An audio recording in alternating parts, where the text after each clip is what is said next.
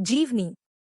प्लेटो का जन्म एथेंस के समीपवर्ती ईजना नामक द्वीप में हुआ था। उसका परिवार सामंत वर्ग से था। उसके पिता अरिस्टोन तथा माता पेरिक्टोन इतिहास प्रसिद्ध कुलीन नागरिक थे। 404 ईपू में प्लेटो सुकरात का शिष्य बना तथा सुकरात के जीवन के अंतिम क्षणों तक उनका शिष्य बना रहा। सुकरात की मृत्यु के बाद प्रजातंत्र के प्रति प्लेटो को घृणा हो गई।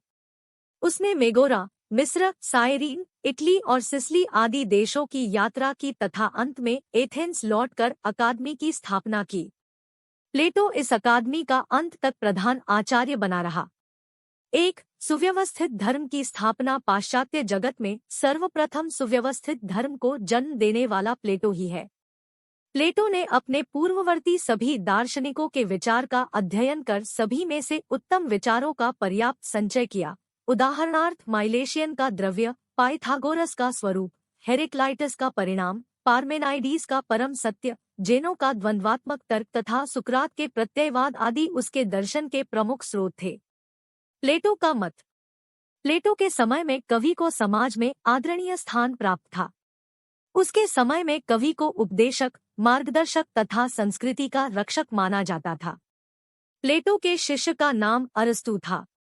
प्लेटो का जीवनकाल 427 ईपू से 347 ईपू माना जाता है।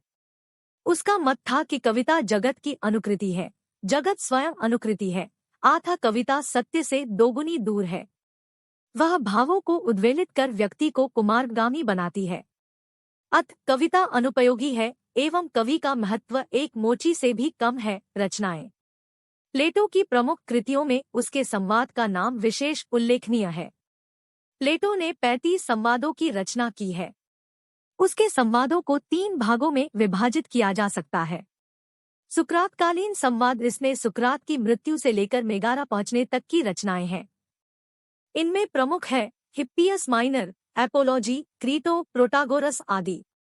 यात्रीकालीन संवाद। इन संवादों पर सुकरात के साथ साथ हिलियाई मत का भी कुछ प्रभाव है।